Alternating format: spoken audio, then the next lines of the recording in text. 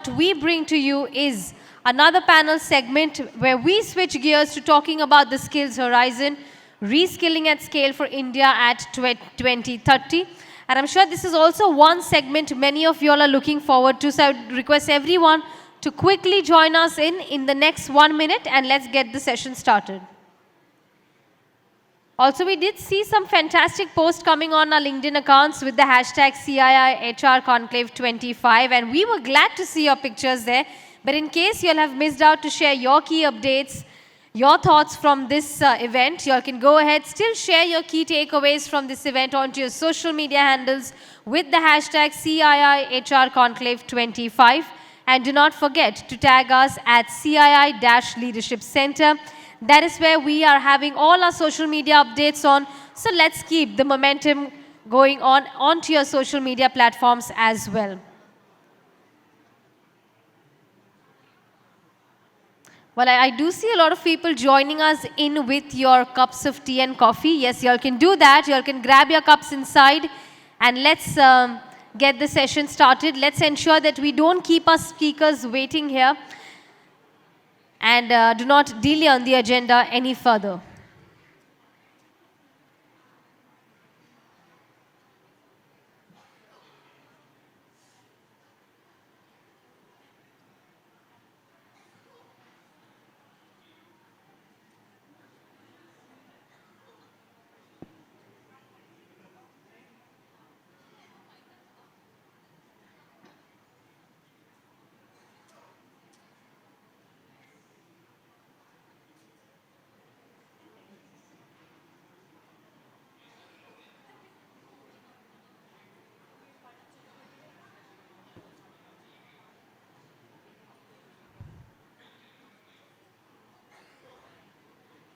Well, we're just about to begin with the panel discussion in 30 seconds from now. And I hope that you do not miss out on any important points from that session. So I would request everyone to please join us in and take a seat, and let's get started. All right, before I invite our speakers on stage, let me set some context of what we look forward to in this panel's discussion. Well, India today, ladies and gentlemen, stands at a defining moment in its journey towards 2030, where the promise of its demographic dividend can only be realized through bold investments in reskilling at scale.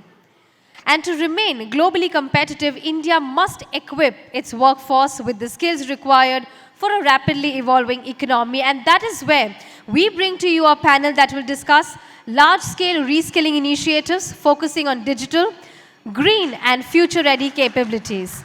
So, ladies and gentlemen, I'd like to invite our moderator. I can already hear some claps from the audience. First up, let me invite our moderator on stage. Put your hands together for Ms. Richa Sharma, Vice President, Human Resources, Capgemini, India. Come on, everyone. Let's give a bigger round of applause. A very warm welcome, Ms. Richa. Next up, I'd also like to invite Ms. Nandini Das Gupta, Director, Corporate Partnerships and Placements, NAMTech. A very warm welcome, Ms. Nandini. Also welcoming Mr. Shantanu Das, Senior Vice President, Human Resources, Zydus Wellness Limited. A very warm welcome, sir. And inviting Mr. Umesh Gupta, Senior Director, HR and Chief People Officer, Max Healthcare Institute Limited.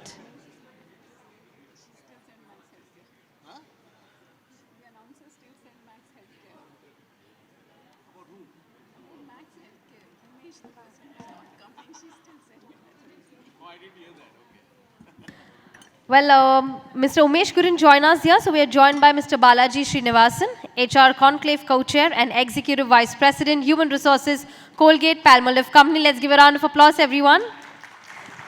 Over to you, Richa. We look forward to this segment. That is the price you pay for being the co-chair of the... But I'm happy to join the conversation. It's a fascinating one. Thank you so much. Thanks, everyone, and thank you for showing up on time after the break. I know it's hard to pull yourself out from that conversation and that networking, but thanks for being here and being on time. Thank you, Priya.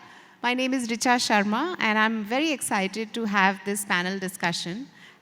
Throughout the day, we've talked about how various disruptions, particularly AI, is likely to change the course of skills, of employment, of what we do as HR fraternity. And I have with me a very exciting panel ahead to talk to you a little bit about how organizations and leaders are thinking about reskilling at scale, right? Before we get started, this panel is going to focus largely on how HR can lead the change and prepare organizations for the shift that's likely to come to us. Some of it is already here, but that will likely to come to us in 2030. Priya introduced my panelists, but I'm just going to take a very quick stab at introducing them because the room was not full. Let me start with Mr. Shantanu Das. As an HR leader with over 30 years of experience, Shantanu has held esteemed positions throughout his career and is currently heading the HR function as the Senior Vice President of Zydus Wellness. And prior to this, he has held various HR leadership roles at PepsiCo, Philips, SABMiller, Heinz, and Amway. The reason I'm calling all of this out is because you can just imagine the kind of depth we're likely to see in this panel. Thank you, Shantanu, for joining us. I have with me Nandini Das Gupta. She's a part of the leadership team at ArcelorMittal Nippon Steel Education Initiative, NAMTEC. Right? Nandini focuses on building strategic partnerships and aligning industry needs with educational outcomes. So you can't have a reskilling at scale discussion without an edutech person. Thank you, Nandini, for joining us. I also have Mr. Balaji Srinivasan, who's an Executive Vice President at Colgate-Palmolive India Limited since 2020.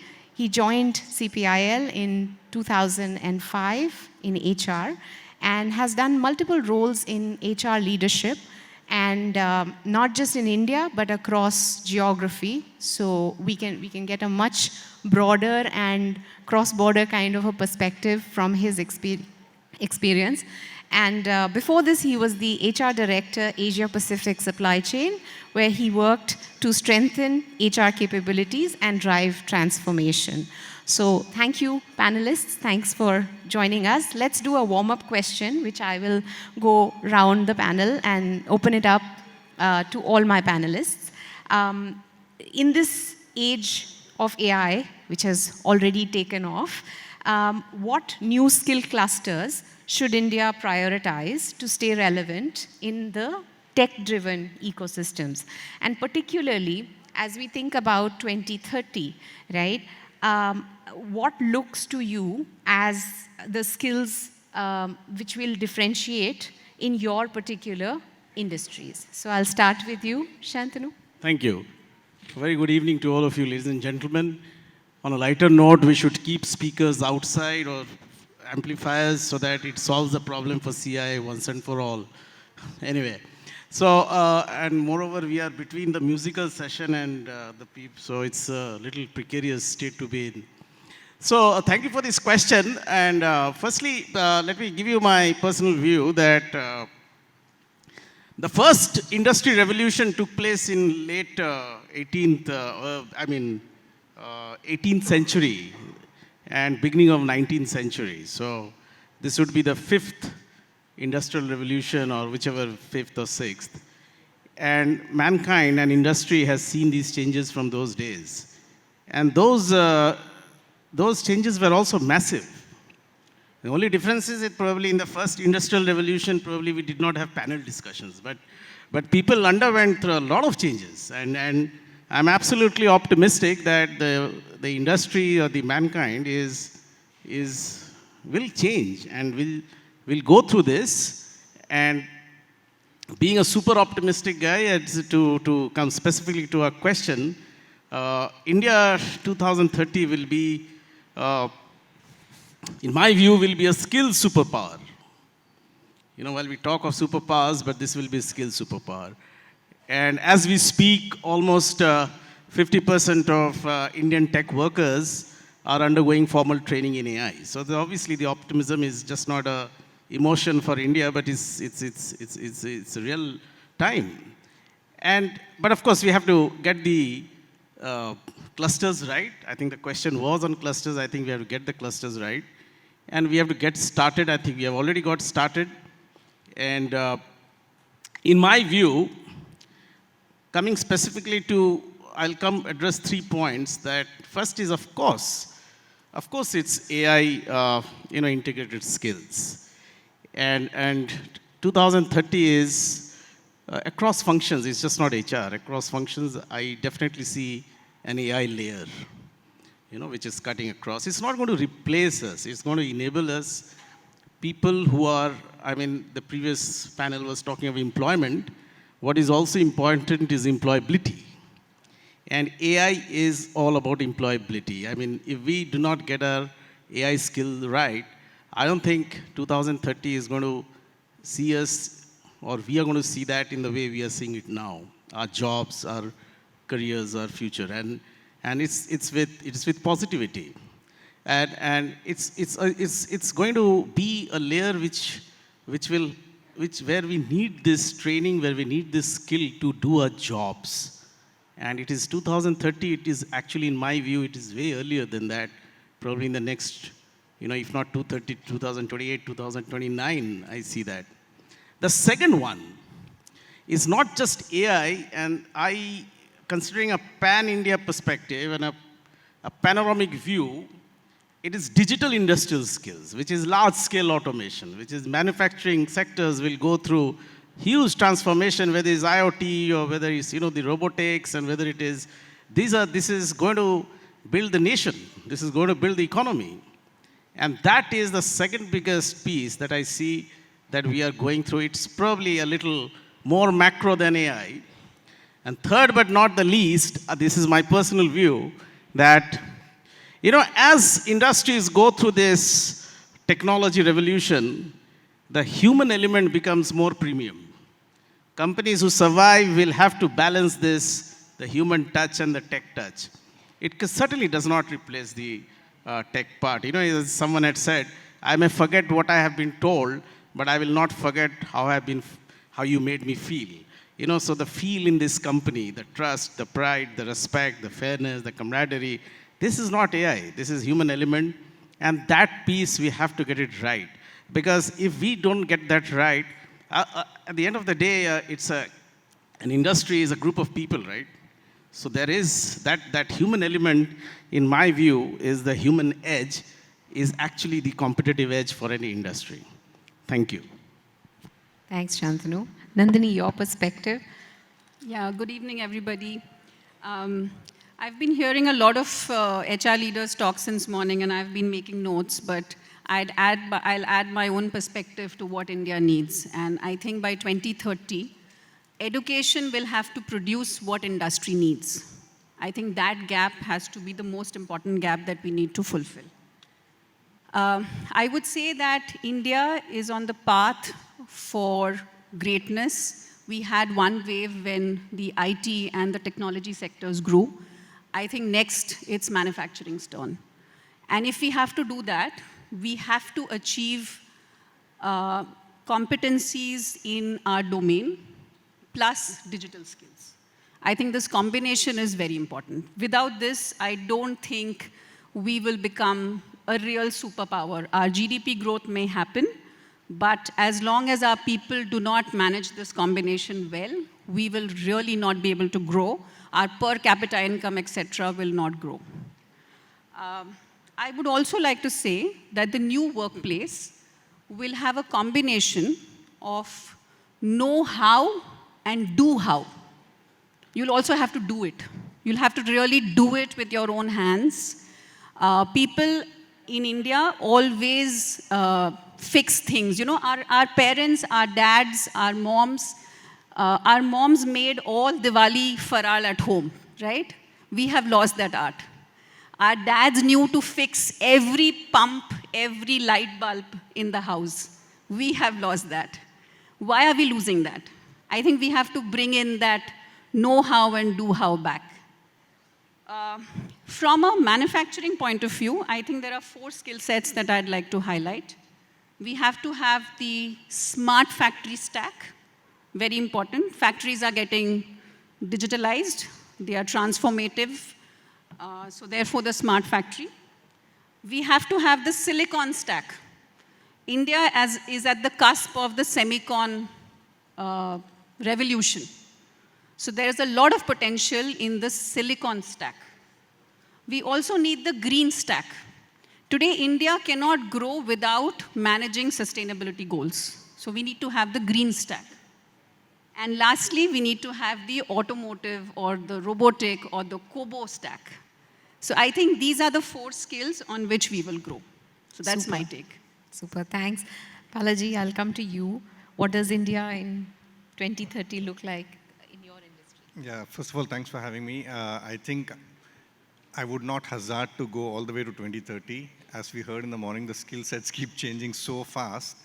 I would contend to say, but in the next 2 to 3 years, from an FMCG perspective, I would call out 3 key skills that exist. Generally, they have always existed, but I think these are 3 key skills that we must get on top of. The first one is ability to innovate and premiumize our products. You know, the diversity of the consumer in India is probably higher than any other kind of consumer around the world. And therefore, the opportunity to provide offerings to the consumer based on what they need is immense. But how do you then be able to create products that are affordable to the lowest end of the segment, but also offer products that are aspirational for the premium segment of the consumers? And being able to straddle that and be able to innovate is going to be a critical competency. The second one is omni-channel demand generation. So what I mean by that is, today, if you look at all of us as consumers, we spend a lot of time online, but we also go and buy offline, right? People become aware of a product on a Flipkart or an Amazon. They read reviews on some other platform, but they go and actually physically touch and buy, for example, a refrigerator in an electronic store. How do I, as an FMCG company, create that demand and be able to sell my products across offline and online and the different platforms? There is influencers, there are social media, there are WhatsApp selling, all kinds of different platforms that are available. So this whole concept of generating demand through omni-channel platforms is going to be a key skill that will differentiate FMCG companies one from the other. And the third one is, once I have created the demand, how do I make my product available at every Kirana store in the rural most of the country, but also make it available in the dark store right next to your place when you order from Blinkit. You know, you get your toothpaste in 10 minutes, right? How do I make myself available in the most efficient and smart way is going to be a key skill that will differentiate. Now, all of these are, I would say, key differential factors, but then at the bottom of all of this will be the layer of AI and automation and technology that both my colleagues talked about. So I think leveraging that to then get better at all of this is going to be a key capability need. Excellent. Thanks for setting the context across industries. Shantanu, I want to talk a little bit about how micro-credentials and nano degrees are changing the way you are looking at hiring in the whole context of bringing skills and skilled talent to work. Yeah, so, actually these nano degrees and micro-credentials, we'll be surprised if I share this, that India started ITI, Industrial Technical and Training Institute. Those who are familiar with manufacturing, we hire apprentices, right? This started in the year 1950. And is actually based on nano degrees where they get specialized. But of course, it's so-called, in a short of word, but it's the workman, or it's at the skill-based or the manufacturing lines.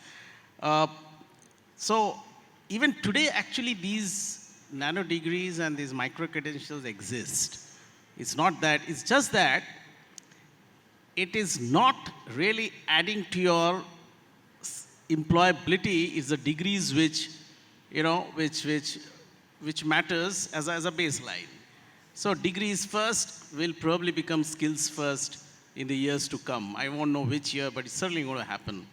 As we speak today, yes, hiring is happening on specialized skill sets, and some of these credentials and some of these certificates and some of these certifications are becoming quite important, especially in the field of tech, in the field of AI, and it's going to And I do see a linkage to, but yes, will it replace or supersede degrees? Not at all.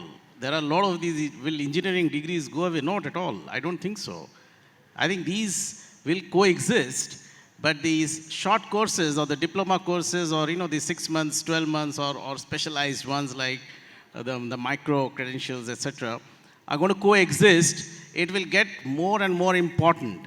Even today, when you hire in, especially, I can tell you to be specific to your question, when we hire, let's say, for a function like IT, we definitely see what kind of specialization they do, and that has an impact.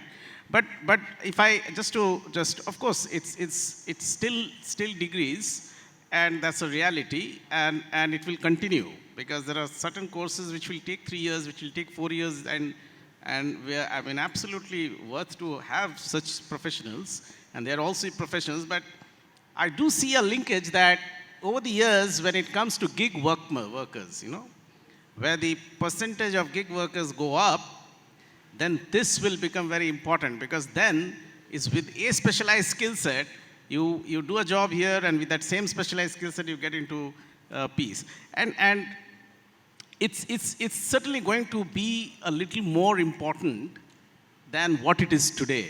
And maybe later we can, some question, how it is important that we should get these, short-term accreditations is important, and that is relevant. Maybe we can take it in maybe some other question. Thank you. More in terms of, have you seen a change in how you are hiring for skills, and has that gone through a change at Cyrus? No, certainly. See, for example, these, especially as I said, that functions which, like IT, information technology or whatever, digital skill sets that we get, it's actually not really too much of these long courses or degrees. It's actually those specializations that are taking. But even on other functions, but though that topic may not be relevant, like coaching, certification, etc., it may not be relevant to today's discussion, but if you notice that these are certainly getting importance in a resume. But to be very honest with you, when it comes to some functions which are very, very technology driven, certainly it is becoming a part of hiring. But what is important is that the resume, whether we like it or not, also has to have a degree. In addition, these. So that is what the shift is happening, but it will go very rapid in the coming years, in my view. Got it. Thank you, Shantanu. My next question is to you, Nandini. So EduTech has been a game changer in democratizing skills and, reskilling employee base at scale. So, when you think about all of this in context of enabling reskilling at scale, given India's diverse workforce, what is your perspective for 2030? India is a large country. I think we have to solve, we talk about Singapore, but the Singapore model is just a case study for us, right? We have to really solve at scale, and therefore digitalization in EduTech is really the answer, but it has to be done well. It has to be executed well. One word that I am really a big fan of is phygital, which is a combination of physical and digital. Once again, from what I said earlier, which was about knowing how to do it. So I think that is here to stay. A lot of, today's institutes, a lot of educators are using simulators. I have seen simulations being used in nursing schools to a very large extent. I have seen it in simple education like welding technology. Of course, there have been case studies where the person has put his hand out and then has got, his hand is outside only and he has welded the grill hanging outside, basically. So what I'm trying to say is that with simulation, those kind of things can happen. But there is a lot of AR, VR, and XR, extended reality, that is really being used. And these things have to be available cheaper and have to be democratized. So I think there is a lot of work that's required on that. One point that our earlier session said about was tier 2, tier 3, tier 4 cities. I think, therefore, smashing the language barrier is super important. Today, Indians have a fancy for English. And I think we have to drop it. Somewhere we have to drop it. And if you make education, digital education available, and all our, all the models that we have today are sort of translating, right? I think that has to really happen at scale once again, so that we can get good quality education digitally available to young boys and girls who are very good in Hindi, very good in Marathi, very good in Gujarati. So why not? Why not bring them into the formal workforce? So that's something that I feel will happen. I also feel that we've spoken a lot about AI. I think the CHRO from Tata Technologies mentioned that there is a human side to AI.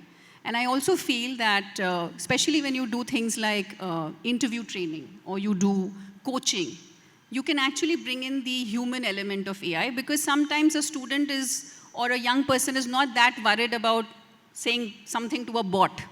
So there is a human face of that AI which can be really utilized very well. So I think that's another great use of technology. I also want to say that sometimes, I had a friend who got his bag locked, the numeric lock, and he just couldn't open it. He just Googled it, and he opened it immediately. So I think immediacy of skills is also that I see a big value creator. So when you need to know something immediately, how do I make a tool work? Or how do I solve for this problem? I think that should also be available in companies and organizations. मैं इसको कैसे करूँ अभी in the next 5 minutes? So there should be a tool or a database or an intranet available where I can learn immediately. So I think these are some of the uses of edutech, apart from what is happening. So I'm trying to bring in the contextualization of India and how edutech can really work in the country. If I may just add Please. on to that. So 2 things, the bag thing happened to me as well, just 3 days back. And I used YouTube and I found the answer. Exactly. It was fascinating. But I also want to build on your point on democratization of technology, which can help large-scale skilling, right?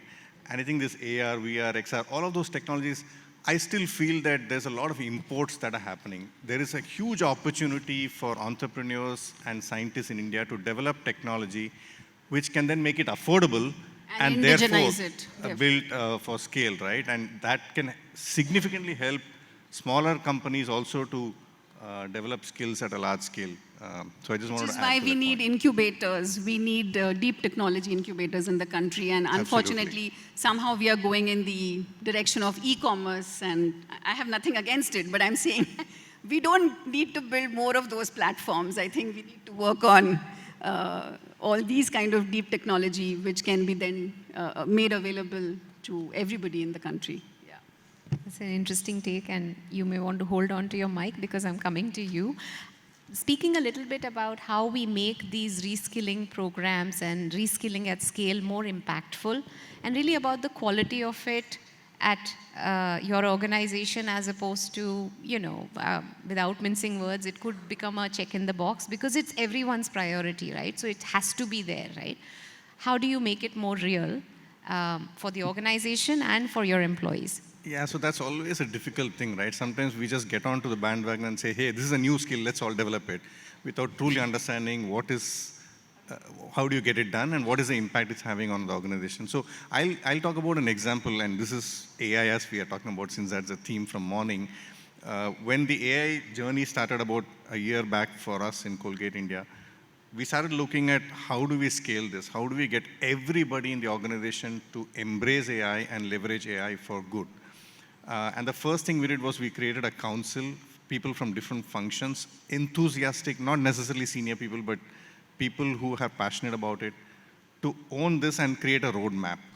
But then the task we gave them was, look, your job is to democratize AI and make people want to leverage AI for their benefit. So we just put 3 KPIs, and we want to make sure it is not AI for the sake of AI. AI for the sake of impacting business in a positive way. And therefore, we put 3 KPIs. The first one was, what is the level of capability of using AI for all our population? So we have Gemini, by the way, and so how capable, first of all, how many times are people leveraging Gemini? What is the user login percentage rates and frequency? How capable are they in terms of using vids or using notebook or writing prompts to be able to get the right responses. So that's a kind of one KPI that we put, and we gave ourselves scores on that. But the second two KPIs are really more in the impact space, which is we said that you have to use AI either to become more efficient or to become more effective. What we mean by that is efficiencies. Are you able to, for example, reduce the time that you've taken to do something before, right? And therefore, we started measuring that. So if you want to show us a use case of how you have leveraged AI, and we ran competitions and stuff like that, we said, okay, you have to ultimately show us how much time it has saved for you so that you are able to get that extra time to think and do more strategic work. So that was one of the KPI. The other KPI was, is it making you more effective? An example of that is, for example, in FMCG, we create a lot of content, advertising content for people to consume and hopefully become aware of our products and get allured to buy our products, right? So earlier on, you had to go to agencies to be able to create that. Today, you can go to AI and it creates beautiful content for you. So are you able to leverage AI to create multiple pieces of content which makes you as a brand manager more effective in your job? That's the kind of KPI we left. So basically, essentially what I'm trying to tell here is that while scaling up, we did not do a skill building for the sake of skill building, but skill building with the ultimate outcome that we want to generate, which will then help us grow our business. So that's the approach we took, and it's actually working quite well for us as we speak.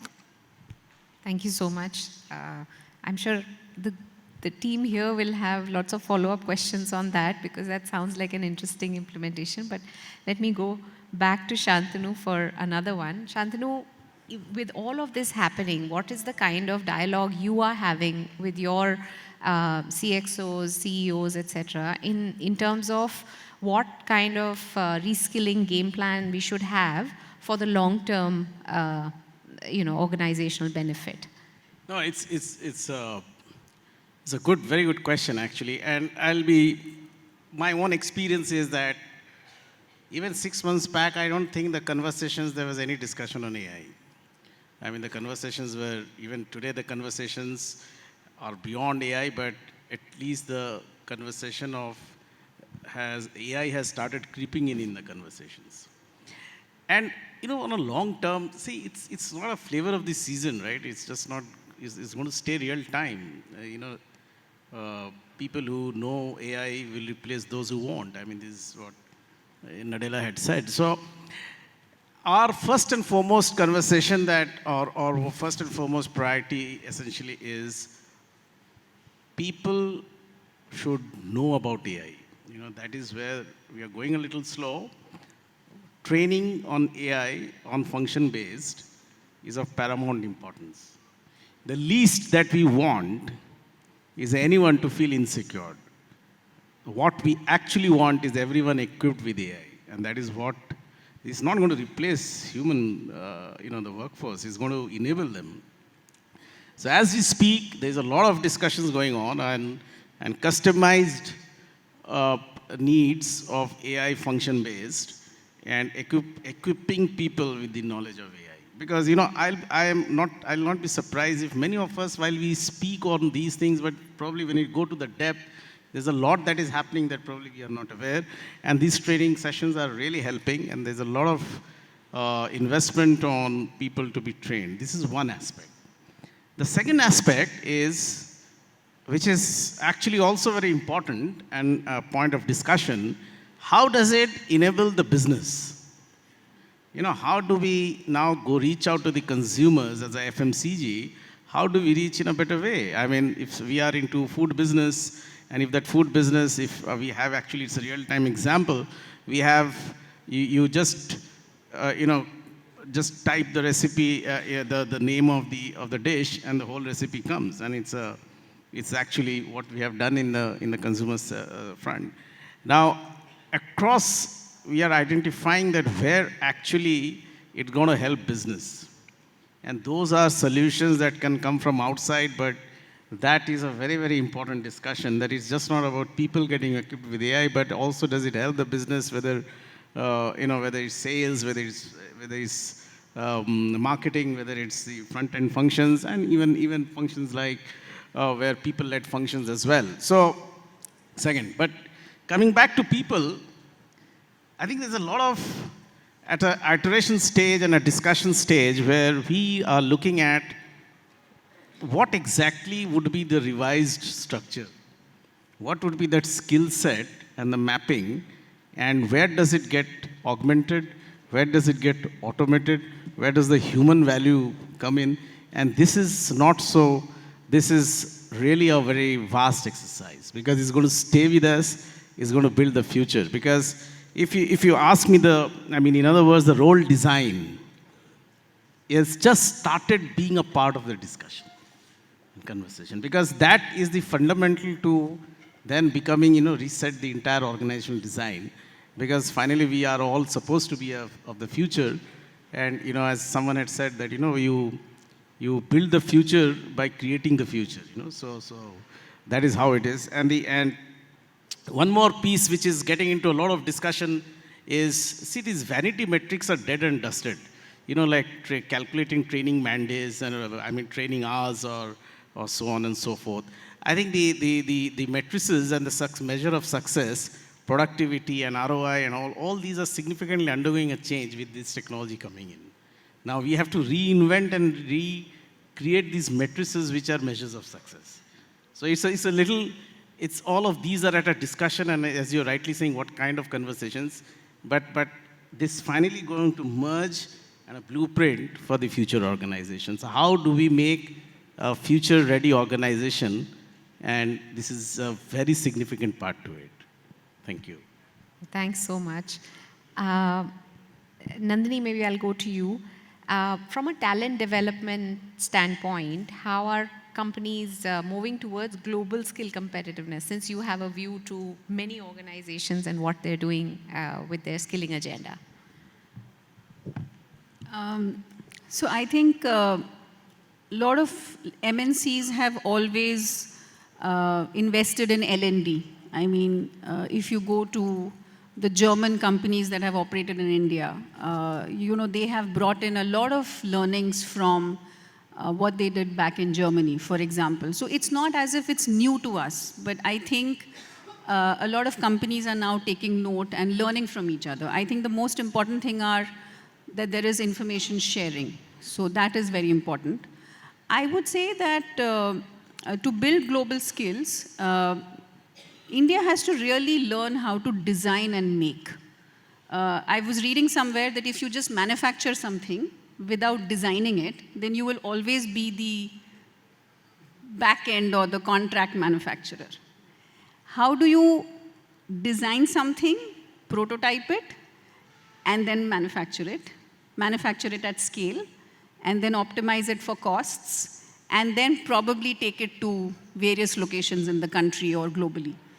I feel a lot of Indian industries are beginning to do that, and that, I think, will be a game changer. We have a lot of institutes in India.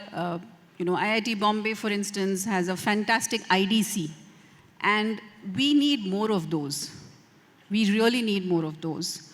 So if India and Indian companies start doing that, we will be change makers. I also feel that there is a lot of need for advocacy. It's not just a talent problem.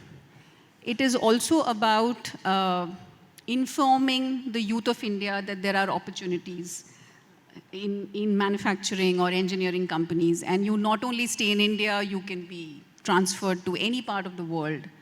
So there is a lot of advocacy, there is a lot of support. I feel we talk about demographic dividend. If we don't do that soon and enough, we could have a problem. So that's why it is very important. As far as how companies are doing it, obviously they are teaching their people how to be continuous learners. They are making skills portable. They are bringing opportunities to India. They are doing cross-barrier discussions, forums such as these. So all that is happening. But if I were to summarize, I think design and make, and two would be advocacy.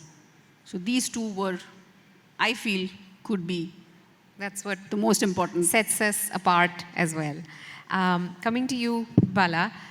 So one of the challenges is to take the whole reskilling at scale agenda to diverse workforce, that too spread across different cities and towns, etc. Just the sheer scale of it. And I'm sure placed where you are as an FMCG, you would have some, insight into how to do that effectively. So if you could just share, some perspective on that. So I certainly can't claim to have cracked the code on this, but maybe I'll share two examples from how we are approaching this. So one is for the plant associates. For example, we have a plant in Sri City and there's a lot of turnover. There's a lot of fresh people who are working for the first time, coming from the farms. How do we upskill them to be able to do work on sophisticated automation equipment that we have, right? So for that, we rely on traditional partnership models. So we have tie-ups with the local ITIs, and then we leverage those ITIs to scale up the kind of learning and upskilling that we want to do. And this we have done in other parts of the country as well, and we are doing it right now in Sri City. So that is the traditional model. The new model that we are adopting now, which is for, let's say, the white-collar workforce, is again leveraging AI. So we have started experimenting with something called a pocket coach or a mentor, where so let me take an example. I have a customer development officer who needs to go to a difficult customer. Just before he or she can go to a customer, they can just write into this notebook LM-based tool, we call it the coach, saying that, hey, I have a meeting with Reliance today, and this is what I want to get out of the meeting. Can you do a role play with me? I mean, so then he types that, and because of all the back-end data about the customer, our business trends, the market insights that we have put in as a notebook LM, this person can actually sit in his car while on his way to the customer, have a quick 10 minutes conversation with AI, which coaches him or her. AI can prompt you, ask questions, you can answer. Then AI would say, no, this does not work with this customer because what they are looking for is bottom line, not top line, and therefore you need to be able to pitch your concept this way. So there's a lot of that kind of pocket coach negotiation. I mean, and you can train them on multiple skills, right? Negotiation skills, influencing skills. For my plant workers, for my plant team leaders, for example, I have a notebook LM-based tool through which they can handle, let's say, an unruly IR scenario in the plant in a night shift. 2 workmen come drunk. There is no HR person. I don't know how to handle. So they go and they put a query in the notebook LM, and then they get, as per labor laws, these are the rules that apply as per our company policies. This is what you need to do. So there's an instant kind of a coaching system that helps that person. This is one way where you cannot get everybody in a classroom today, but you can make these tools and tips available to them, through which then you scale a lot of learning opportunities that can go by. So that's the other method that we're using. But this space is going to evolve, and we have to find different ways and means of scaling up the learning that we have to offer our people, particularly because the skill sets are changing so rapidly. It sort of reminds me of the point Nandini was making, that just in time, I mean, we learned that concept way back as Six Sigma, right? Just in time, when I need it. So very similar to what you shared, right? When they need the help, the AI solution helps them navigate that tricky solution. Learning in the moment of need, exactly, rather than in a classroom 6 months back or whatever. Correct. Yeah, they're most likely to forget. Correct. Okay, before I open it up to the audience for questions, I have one question again that I'd like to get everyone's point of view. I'll start with you, Shantanu. And basically, this is a amazing cohort of HR professionals, right? So if you had to give one piece of advice to this group in terms of both enabling self and the organization on this whole reskilling at scale agenda, what would it be? So if you allow me, I'll give 2. So all right. See, I think the first one, which is adaptability, to you can't sail today's sea by yesterday's wind. You have to be relevant today. So we need not get complacent with whatever we know, but we need to be humble enough to understand that what is required in the future. And as Toffler had said, that the illiterate of the 21st century is not one who cannot read and write, is one who cannot learn, unlearn, and relearn. And that is fundamental. The adaptability to learn, unlearn, and quickly change and become and unlearn and relearn is his one biggest competitive edge that anyone would have in the future. The second one is that it's not life for jobs or jobs for life. It's skills for life. Add as many skills as possible, which will make you relevant in the future, because it is the paradigm is significantly changing from job, which is a particular degree, and I think we have covered it, to a point where it is coming to skills. And that is a significant edge. More and more skills you acquire, more you unlearn and relearn, and both these points are interlinked, the better it is we are more successful as professionals. 10 years down the line, probably I won't be there in the industry that time, but that's an advice for all those who are there, that is the future actually. How do you enhance your own skills and adapt to that change and quickly get that learn, unlearn, and relearn? Thank you. Thanks. Nandini? I'll actually continue with what Shantanu said. I think we have to drop the fancy for degrees and university tags and formal education system. Somehow I feel we are now ready to do that. So it's a call to the HR fraternity. I'm sure there are scientific ways of judging people now available. Let's look at those. That would be what I would like to say. Agree. I think I would continue the same thing. I mean, learning to learn itself is a key skill that you need to do, right? Because how do you keep your mind curious all the time and keep bringing in that outside-in perspective so that you keep learning is the critical skill that will make us succeed in the future. Absolutely. So learn, unlearn, relearn, be ready to change, adapt, right? Keep a curious mindset, because that's going to hold you in good stead in the years to come.